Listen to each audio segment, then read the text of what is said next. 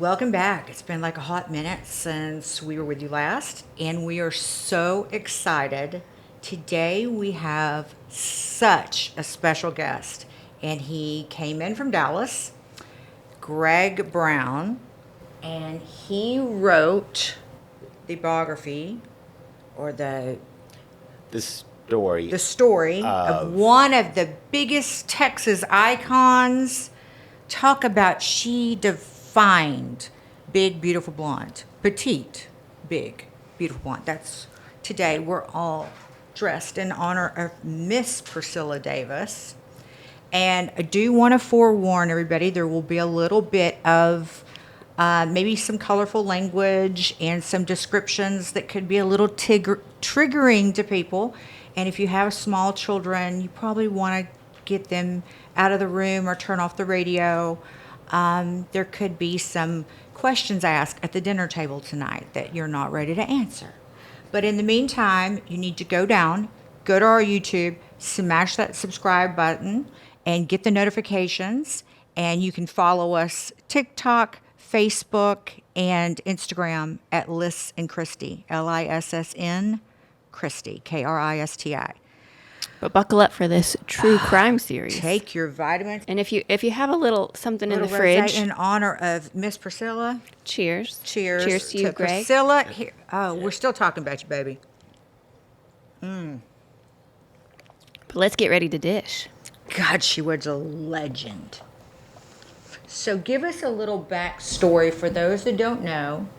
She was married at the time to the richest man in Texas. So they get married. Yes. How long before they decide to build The house. the mansion? Well, yeah, if you want to call it that. You know, you're talking the early 60s, and it took 3 or 4 years to make. It was close to 20,000 square feet, and there was over 100 yards of concrete and steel tunnels underneath. The entire home was built like a commercial office building, concrete and steel. And it was beautiful. It was a mid-century modern with the high windows. Lots of glass. And, yeah. The indoor swimming pool. Right. And for some reason, Priscilla was impressed with the idea that theirs was the first home with electric curtains. She said, I used to love to press that button and have those curtains, you know. Well, I don't think they had that in Ranger, Texas, where she was from. They didn't have So electric didn't the curtains. whole house take about 3 years to complete? Yes, it was completed in 71. They married in 68. And there's a story, and it's actually in the movie, about Priscilla and Cullen going to New York on a shopping trip to furnish the house. And it was a Pretty Woman moment. Yes, it that was. She's like, I sure do like this. It sure is cute, Cullen. And the very uppity man at the antique store said, ma'am, that's not cute. That's a Rothko, or, something along those lines, like you moron. And she's like, Take your oh. grubby hands off it because Yes. it costs a lot of Like, money. And so Cullen says, well, I just want to negotiate a deal for all you've got. And he said, well, for what pieces? He said, the whole store. I'll buy it all. Kind of an Elvis moment. Yeah. Now, did she relish in those kinds of moments, or did she talk He about it had much? to feed her a little bit, the adrenaline. I would imagine. She did say that it was fun when Neiman's would shut the store down for her and Cullen to go shopping at the downtown store. A couple times they did that. Yeah. So they come back and they furnish their whole house with this. And now, but describe some of her outfits. I know we're kind of dressed up in You occasion of her today, but she loved leather. She loved like ultra suede, anything. white. White Yes. was her favorite color. You have to remember, she was one of the first women, at least in the Dallas area, to get the breast implants in 68. She flew to Switzerland, I think. And she did it for Cullen. And so she wanted to show those off. Mm-hmm. And, I mean, who could blame her? And she had a pendant, I think I read, in 10 or 11 carats, and it spelled out rich bitch. The rich bitch. And she said that people excoriated her for that, but she said, I did it in fun. Everything she did was in fun, not She was known to be extremely generous. generous. Maybe not write a check with her name on a building, but if any of her friends needed anything. Yes. I mean, there's stories that we can get into later in the book about, what she did after the fact of the trauma and the murders and, everything. Right. But yeah, it seems like you portray in your book, she was almost a Mother Teresa type. Like she would give, A Robin Hood. yeah, the coat off of her back if she needed to, if somebody else needed to benefit. Yes. And she wasn't necessarily worried about where her next paycheck was coming from. No, she wasn't. And jumping ahead a little bit, at the end, there was not much money that she had or we had, and almost till her dying day, she would say, "I know I was very lucky." Wow. That she's still no bitterness. No, it was almost, that's the way life is. C'est la vie. So how many years? Okay, so if they finished the house in 71, We finished the house in 71, and everything was going pretty well. they kind of with had the marriage. 7-year itch, and Everything was going well. They Cullen got a Learjet. First, you have to, okay, when the father died in 68, okay, the fortune, the company was divided between the three brothers in equal thirds, okay? And there was no shareholders. It was like the largest private, company. it And would have been like the Koch brothers or the Koch Industries. Of exactly, privately held. exactly. Even though later on, the two brothers came to Cullen and said, well, I'll tell you that in a minute. So anyway, Cullen bought a Learjet. He paid for the mansion. He did the artwork in the mansion and what have you, and everything was fine. Everything was fine until about 73, I guess. They went on a skiing trip, and Cullen popped off and started to beat Priscilla with the crutch. They were in Palm Springs, and he beat her, And so finally, in 1974, it was the summer of 74, and Cora, the old African-American housekeeper that had helped raise the three boys and had lived with over at the Crestline home, they built a little cottage outside on the edge of the mansion for Cora to come and retire. When you say the three boys, you mean Cullen and his two brothers. And his two boys, yeah, Right. yeah. And that was very indicative of the South back then, that you had one lady that kind of cooked. She took care of your babies. She did everything. Oh, definitely, and she would her hire, family. and she would hire the other help. She would help, she'd hire Yeah, the but cook. you always and have all that one that you Right. trusted with your life. Oh, exactly, and she raised those boys, and so So they built her the cottage. they built her the cottage out there, and she witnessed some of the beatings, and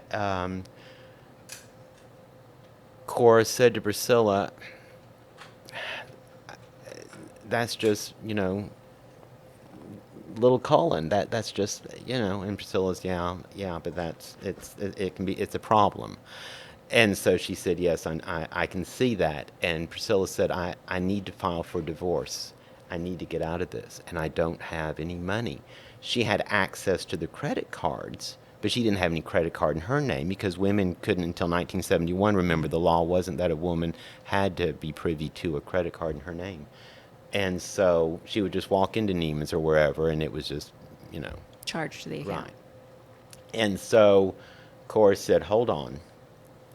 And she went back down to her little cottage, and she had a shoebox under her bed, and it had $1,500 in it. And she brought it up, and she said, "Here's some money for a lawyer." And so Priscilla got into her white Lincoln Town car and drove downtown, and she went to a couple different divorce attorneys. And when they saw who it was, they said, "I'm so sorry, I can't help you."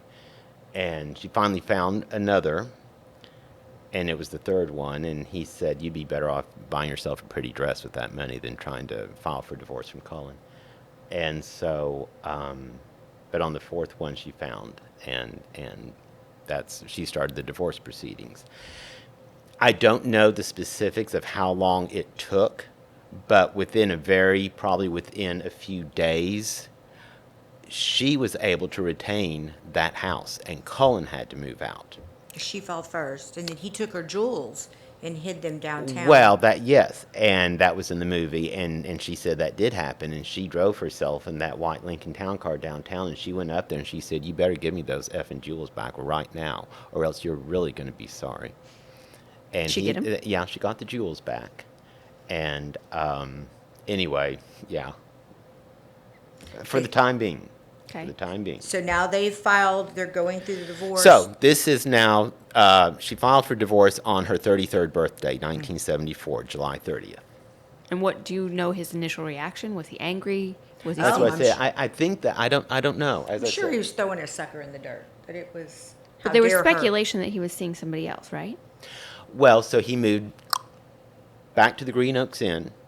Because the criminal always returns to the scene of the crime. Exactly. I mean, didn't they have better hotel? I mean, at that point, why Right. wouldn't he go downtown to mansion, the, I know. well, the mansion didn't The come on until Anatole. 79. The Anatole was, Was that built then? yeah. And so anyway, but within a few months, he did move in with his girlfriend, Karen. Karen Masters. But before that, I know that it was the Dallas Cowboy season was on, so it was the fall of 74. And she did go over to see Cullen at the Green Oaks Inn. Priscilla did. Priscilla did, because she wanted a new car. And so she said, I gave him a blowjob. And she said, I got a new car. So anyway, Even though they were going through their divorce. Right, so they weren't, it wasn't, I mean, she still had to have, I mean, She had to have her things. she had to have a car for Pete's sake. I mean, it's just a blowjob. And so anyway, I think it was right after that, though, that she moved in with Karen. Yes, so. I mean, that he moved in with Karen. Karen. And after that, there was, no more blowjobs. So the not to be confused, because his first wife was named Sandra Masters. Sandra Masters. No relation. Yeah, isn't that weird that they both had... And Karen Masters, I do not know her, but she struck me as somebody very of the manner born, They said she was a very nice very lady. beautiful lady, Yes. dressed, Yes. very Exactly. St. John's, very Escada-ish. The conservative Yes. part of couture, not Yes, the... yes. Yeah. And wouldn't have owned anything that said rich bitch. No, and- huh? And Cullen also told Priscilla, don't ever do what Sandra did. Never call me and say, bring home a loaf of bread. Never do what? Call me and say, bring home a loaf of bread. Oh. Because that's what the first wife Well, we did. all heard about, reading in the book and seeing that there were some pretty wild parties at the mansion. To that, Priscilla told me there really weren't. Yes, people came up. Yes, There there were may have been some... drugs and maybe, some. But that doesn't mean it was wild just because people were doing drugs. I mean, it made it sound like it was immoral. Had you heard that there were like some wild, crazy? Yes, Yes. orgies escapades. and all yes. that. And Priscilla said no. Maybe some coke, maybe some drinking, but nothing. No, But that was kind of that era that everybody was doing that, right? yeah. I mean, as if we would know, we would have been too young, but yes. I love it to use that in a story. I'm just too young. Only what I read. On my way to Bible study, I read it. So they had this wild time. So now he has Karen. And so she's out and about going to the, different C&B She's out and scenes. about. Yes. Billy Bob's. Billy Bob's hadn't opened yet. Okay, Billy but Bob's she was didn't open friends with until Billy 82. Bob. She was going. They were going to the Rangoon Racket Club on Camp Bowie. Right. They were going to. There were a couple. And other apparently places. he'd seen her there the night before the murders at that club, and she was there with Stan, and that's where she was kind of kissing and having a great time with him, and then that's was Because she wouldn't have been permitted into that club without having been with him, right? I can tell you a story about that. No, Oh, okay. but that's later on after the murders. Okay. So Priscilla's lover at the time, now that Cullen Davis is with Karen, Cullen's with Priscilla's Karen. with this fellow named... So now we're going Stan into. Farr. So anyway, before that though, she was with someone named W.T. Ruffner. W.T. Ruffner? W.T. Ruffner, and he was a character. He was portrayed in the movie. He was from the Weatherford area, kind of a rough guy, but smart, street smart. Somebody has to be from there, I guess. And I think that he was the one that went with Priscilla to that Christmas party and had that stocking on his appendage below his belly button. Oh. And yeah, and that was a famous picture. Priscilla said, yeah, I recognize the stocking. So she's with WT briefly, Briefly. and then And then she meets Stan at the Rhinestone Cowboy. who he was a part owner or a manager. Right. And he had been a famous TCU basketball He had played player. basketball at TCU. I don't know how famous, but he was 30 years old at this time. And she was So- 35. and she was, yes, exactly. As she said later, my boyfriend's never age over 30. I keep forgetting I'm getting older. She liked those young fellows. And so he was kind of everything Cullen wasn't. Big and He was- strapping, and she probably felt safe with him, A real man. a real man. So she's still residing in the 20,000 square foot house. So then in 76, everything is going along pretty well, kind of. The divorce is starting to drag along. Some people say she wanted up to 50 million. She didn't. She said she just asked for 25. With all that money, she had been there. She'd gone through the beatings. So, And you could beat your wife and your kids back then. It wasn't as frownable. well, she said Jack Wilburn used to rape her, and she couldn't do anything because she was his wife. I mean, what are you going to do? Go to the court and say my husband's raping, and they're going to say, well, Does he's your any of wife. this remind you how much it paralleled Anna Nicole Smith? No, because Priscilla didn't do pole dancing and didn't. No. I don't mean like that, but just I don't know. All I know all I Okay. know about Anna is that she married Howard Marshall, which Right. he was like 90 and she was 25. yeah, but just wanted a safer life and something better for her children. And Yes, but Priscilla, though, in a way, and this is something I'm glad you're bringing that up. Priscilla actually, even though she was perceived as being from the wrong side of the tracks, she wasn't. her mother was an English teacher, so she didn't grow up in a trailer. They had a little house in Galena Park. She actually went to Hollywood High for a year. They moved to California. That was something Priscilla always wanted people to know. She took ballet. She took piano. But yes, she did. Yes. She had higher aspirations. Yes. Nothing wrong with that. Right. And yeah. Okay, so now we get to the So now we're in the spring of 76. Okay.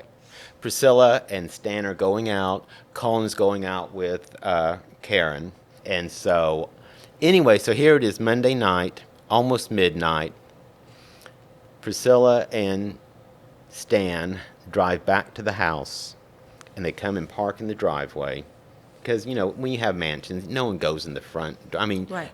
no one goes in the front door. You park, I take your word for at, it. the driveway. And so they come into the kitchen, and there's the butler staircase, the back staircase, whatever. And that's the easiest way to go up to the master bedroom. And they come in, and Stan starts going up the back staircase. Priscilla comes in to either put her keys down or something, and all of a sudden, that's when the man in black comes, and Priscilla screams, "Stan, he has a gun," and that's when she's shot. And so she falls back. She said, I saw in the doorway that came down from that staircase, there's a struggle, and the gunman shoots through the door. Stan comes through and falls. Or maybe there's a struggle a little bit more. Anyway, 2 shots are fired or so. He falls down, and she said, we're next to each other. And she said, I look up, and Cullen, because she said it was him, takes the gun and shoots twice more. And he's looking at me, and he literally closes his eyes and dies. Stan. And at that... Cullen is all black. With a wig on. A wig. And so... So Priscilla's laying on the floor. Stan has been shot and died right in front of her. At the hands of Cullen, who's holding onto a black wig. Supposedly. Wearing. A Cullen. Supposedly. A man in black. And so he comes over and he takes Stan's legs and starts dragging him out of the kitchen. Of course, the house is masked, that hallway's masked. Starts pulling him out of the kitchen area. Then he comes back for Priscilla and starts dragging her. And she said, I screamed, let me down, you're hurting me. And then she said, I went into survival mode and said, I never loved anyone else but you. What are you doing? So then you know that, yeah. And you also know that her instinct knows it's his eyes. Right. And then she said, and I started to think to myself, why is he wearing that stupid wig? She said, there's things going through your mind that you never know are going to go through your mind when you're in that situation of almost dying. And so he takes her out into the garden area, where there's the statues of the, Greek statues and the lights and all that. While she's bleeding out. Yes. And then all of a sudden, a car comes up to the front of the house. And that's when Cullen drops her to see what's going on in the front of the house. And she said that's when I was able... And it's Dee's friend and her boyfriend. Yes. And that's when she was able to get up. She said, I had a skirt on because we make a tunic. And so she said, I went and hid in the bushes. And at that time, she said, the car drove up. And she heard a female voice say, oh, it's Cullen. And Priscilla said, I thought that was Dee. You don't know what's going through your mind. It's a young female voice. And then she heard the shots. And she hears the female scream. Then she hears a man, which was Gus, Bubba. And so he had been shot. But Beverly was able to run down the field. And so at that point... Because it's 100+ acres to even the next home, or... Right. So that's a pretty good run for... Right. So she started to run to the house next door. Beverly started to run. Beverly made it down to, I think, Hewlin Street. And anyway, so that's what's happening. Priscilla finally, an ambulance comes to get her. And the ambulance, she said the ambulance driver or paramedic or whoever, back then you had to call, you couldn't, it took a while. There was no 911. Yeah. You had to call the operator and say, this is who I am. I need a hospital. Right. I need a, And so, what's your address? Well, 4200 Mockingbird. So it was the neighbor that had to try to get, because the neighbors wouldn't let her in. She was pounding on the door, and they wouldn't let her in. She said, I'm Priscilla Davis from the house up the hill. And they called. But they still didn't let her in? They didn't let her in. And so, anyway, but it was at the hospital that she was told that Andrea had been found unalived in the basement. As well as Stan. She knew Stan was probably already. She didn't have to be told that. So whoever this suspected person was Yes. had already come in the house and unalived Andrea. at the time that she came home with Stan. Yes. So... And keep in mind, we had no DNA then, no way to test. All we had, yes, just fingerprints, the old-fashioned Right. fingerprints, and the gunman had at least initially gloves on. She thinks it was gloves or a garbage bag holding the gun. Did they test for gunshot residue at that time? Yes, they did check for, but it'd be no different than checking for thumbprints. It's the same type of solution. So anyway, that was on August 2nd of 1976, and of course back then So now it's headlines all over. You had 2 editions of the newspaper at that time. Right. Now, was Priscilla in critical condition? Yes. Yes. She stayed there for 2 weeks in the hospital. And Now, I Gus. always read that it was her breast implant that saved her. that was, yes, folklore is that she had the silicone breast implants that deflected the bullet. She sometimes would smile about that and just say, well, who knows? Gosh, what an icon. Did you, I mean, I'm sure, where was her scar? She had a scar right here because Between her breasts. Yeah, she had that scar where they had to operate. Well, and then it went through her back, and so until the day she died, she had suffered. pain, and so she went out to yeah, she did, and she got on painkillers pretty heavily because of it. Which seemed to be to her detriment towards the latter half of her life when she ended up fighting Right. through all of these different battles of divorce and financial and Yeah. Okay, so so now you've got 3 witnesses. You've got Beverly, you've got Gus, and Priscilla. Right. Saying Exactly. it It was was him. Cullen. Exactly. We are of sound mind. We weren't. There's nothing. Exactly. Right. And the theory goes that he got into the house because He knew the code. Andrea Of course, recognized trusted him. Right. That's the whole, this is, She probably But didn't he- think any he 12 didn't. years old anything And nefarious. now, talk about Yeah. what the judge said that's in the book the next day. Well, the judge said that he must have just been drunk and didn't let him and let him out that night. Well, but wait. So this is how things are done different. By the time he claims that his brother Kenneth called and woke him up.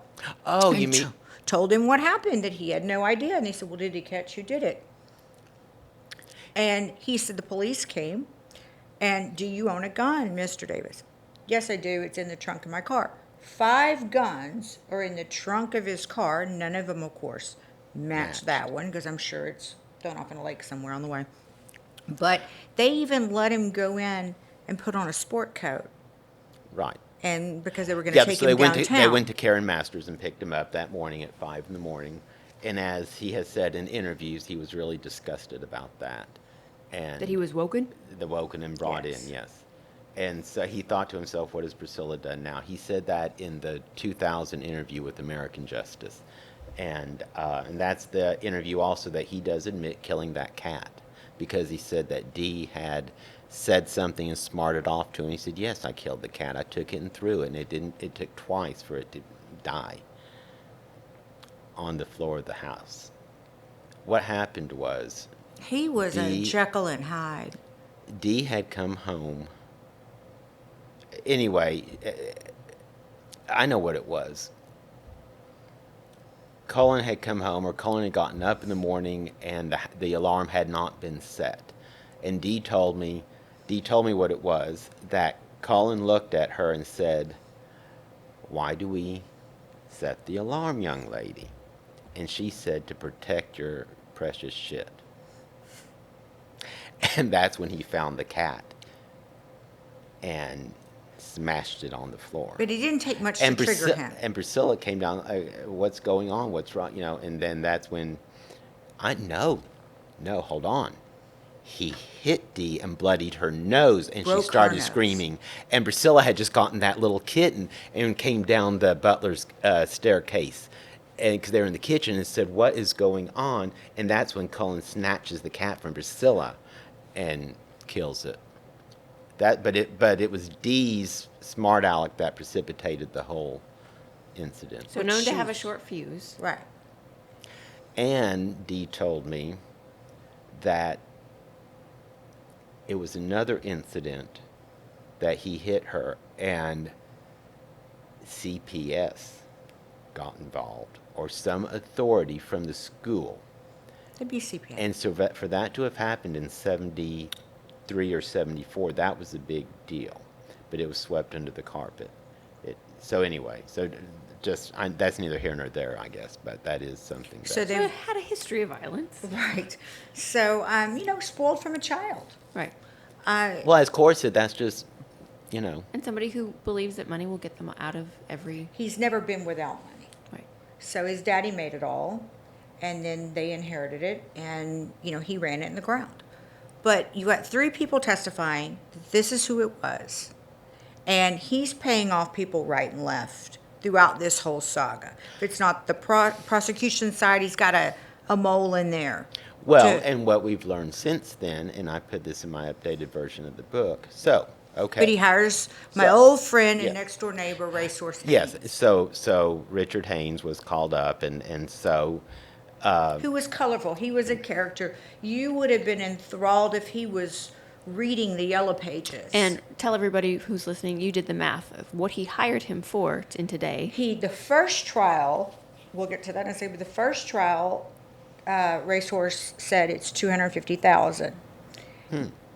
And he felt like at the second trial, that when he commissioned to have the judge murdered, along with 13 other people.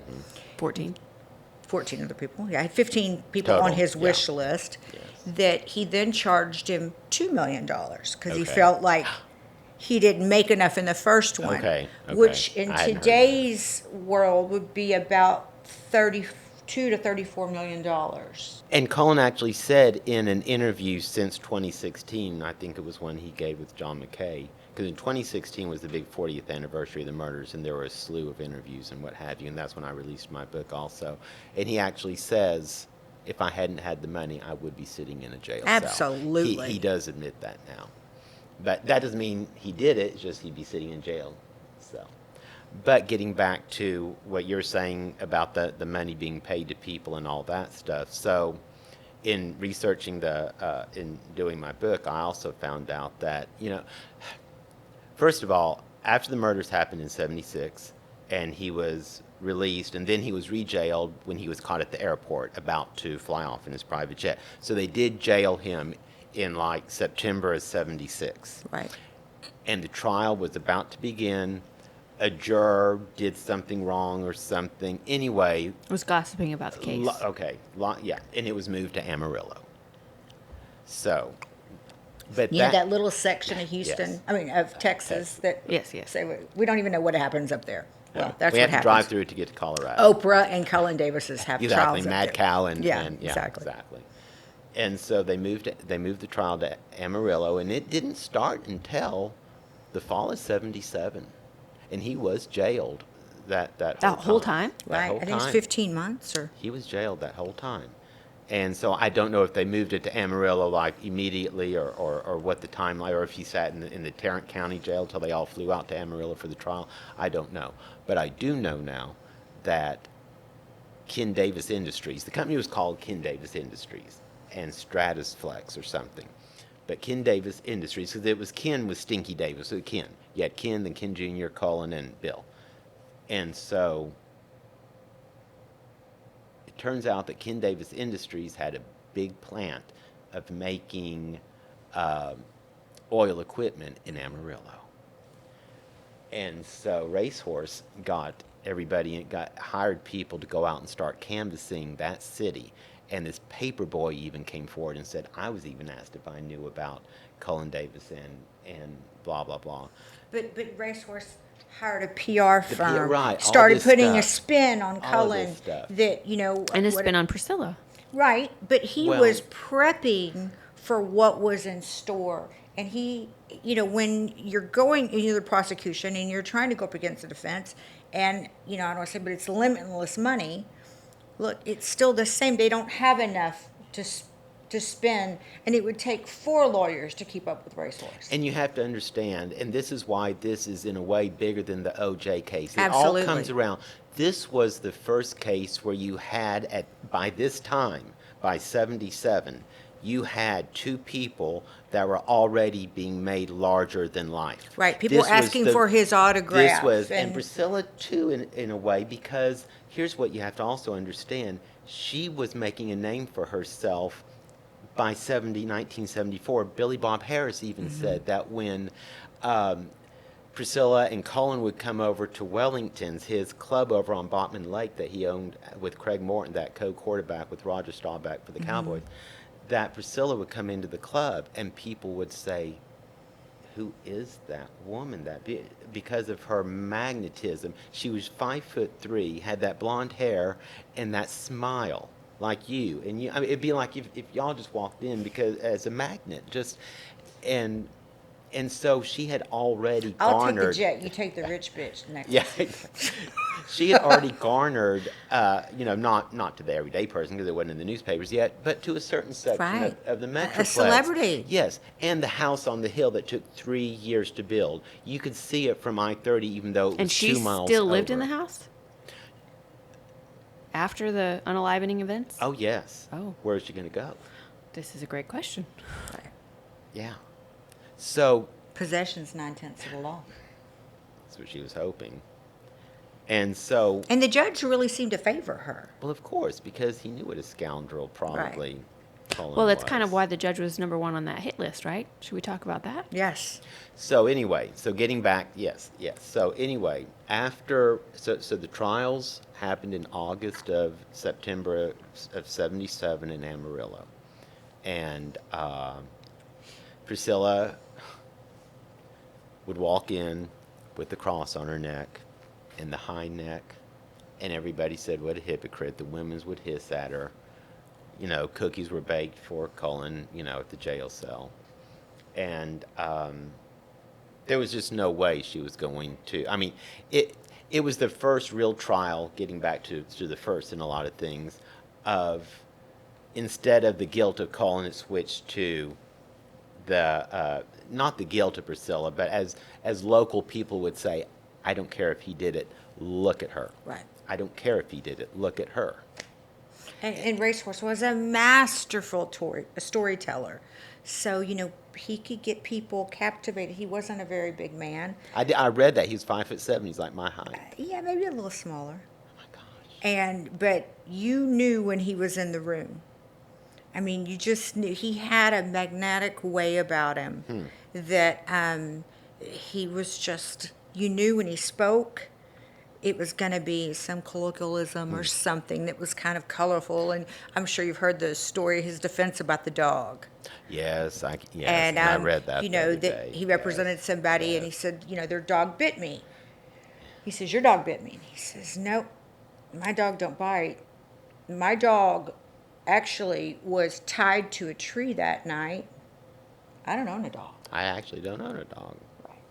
So just he go could through- make you, and he was considered one of the 5 greatest defense lawyers of his time. Percy Foreman, Roy Cohn, Racehorse Haynes, F. Lee Bailey. I mean, go down in the history books. Yeah. But when he wasn't doing that, very humble, kind of quiet. And he was a good man. He was in He World was War a II. wonderful I read man. a lot of Miss things. Naomi, Yeah. and he used to call her Widow Haynes because I just travel so much. So anyway, 1977, he's acquitted of the murders. But the trial lasted, 4 or 5 months? Oh, I thought it was only like 8 weeks or so. Okay, maybe so. Yeah, I don't think it was. It was for a couple of months in the fall of '77. Okay. I mean, I could be wrong. I don't- yeah. But that's when W.T. Ruffner showed up, and the picture of the sock over his erect appendage, and she said, "Well, I recognize the stocking, yeah." So, but also too, Cullen was paying $5,000 a month to somebody in the prosecution's office to give Yes. them all their strategies. Yes, and exactly. And now we've learned also that Karen Masters' father, who actually had left the family years earlier from what I remember reading, but reappeared. His name was Ray Hudson, it seems like. and he reappeared, and he had become a wealthy man, not on that status, but a successful real estate person or something. And he was helping with funneling information as something. Anyway, yeah, there's a lot of shenanigans going on. There was a lot Yeah. of pieces of the pie Yeah. getting doled out. Yeah, that Priscilla's defense team, they weren't equipped to realize it. Right. As smart as Jack Strickland is, and Tim Curry, even with the courthouse now named after him in Fort Worth, they were not. They just weren't equipped with that type of a formidable. Same thing that happened in the OJ trial. He shows up with the dream team, and the prosecution's Okay. not equipped. Okay. I mean, how often are they going to do cases like this versus a Racehorse Haynes? People are coming to him all the time with huge cases. He's Right. used to being put in the tighter, Okay, I the got- more yeah, pressure, the yeah. better. Right. So anyway, there are. He's acquitted, and everybody packs up and comes tricky trots back to Fort Worth to get on with the divorce. Because remember, she filed for divorce in the summer of '74. We're now going into January of '78. So we all come back. Everyone comes back to Tarrant County to start that, and within about 2 months, it's put on hold because David McCrory, who used to work for Cullen, and actually Judy McCrory and David were friends with Priscilla and Cullen. David McCrory first is contacted by Cullen, as the story goes, Right. to find the hitman for Priscilla and the judge. And so David McCrory contacts the FBI and says Cullen now has a hit list. Of 15 people long. And the top is the judge, the divorce judge, Priscilla, and Dee. Those are the top three. Because remember, Dee has his last name. Right. He's legally adopted. So she has to be gotten rid of too. Killing Priscilla still won't get his fortune back because she is, Next in line. yeah. What a diabolical. And so, long story short, the FBI wired David up. And David is the one that's going to actually, I don't know if he's going to do the killings or he's just in charge of getting them done. He's just in charge of getting them done. And so He oversees. but he's going to be the money man also. Right. The bag man. The bag man. And Cullen trusts him because he used to be an employee. And they've gone out and played pool together. Right. And things like this. And He's acted as a wingman in various senses, or a henchman. And luckily, this David fellow has a thread of decency. Exactly. And it was, he was a better pool player than Cullen. Cullen used to like to go to pool halls. And if Judy and David and Priscilla and Cullen were together, Judy would tell David, let Cullen win so Priscilla doesn't get beat tonight. And so he would let him win at pool. So anyway, so he's the bag man now. And the FBI, they do this little sting operation. They wire David up, and they meet at Coco's Hamburgers, and Cullen drives up in his Cadillac. Priscilla said he drove Cadillacs because I got him out of those Chevrolets, so she was proud of that. And so David gets into the car with Cullen, and he has an envelope with pictures of the judge being dead. And what they did was they went to the judge, and they put the judge in the trunk of the car, because back then trunks were big. It was a big Chrysler. They opened the trunk up, they put the judge in there and put ketchup on him, where he was supposed to be in. But he had his driver's license and, let's say, a credit card. Okay. To show Cullen. Did he? Yes. Okay. Look, here's the Polaroids. The Okay. deed is done. And do you want these as a memento? Okay. Type thing. Oh, Another okay. a layer okay. of proof. Okay. And that I've so, unalivened the first person on your list. Yes. I'm one down. Well, then he gives him the $25,000 in cash. $25,000 in the envelope, yes. And then they swarm in and arrest Cullen, the FBI, for solicitation of murder of a federal judge. Right. More, and that carries Surely more weight. he's going to go than- down now, Yeah. right? So, thankfully, all of these different news clips have been saved, and they're at the UNT library. You can pull up online. Wow. And Priscilla, they show her, and I sent y'all a link. I don't know if you played it or not, of a news clip of Priscilla. Yes. And that because a lot of them have been preserved by NBC TV through the UNT library now. And Priscilla calls, or a press conference is called, and Priscilla says, "Yeah, I'm so disturbed about this." And she said, "Surely he will now get his due justice." And so, So now enter stage right. Here comes, he calls up his old friend Racehorse Haynes. Racehorse Haynes, and that's where I need you again. Yeah.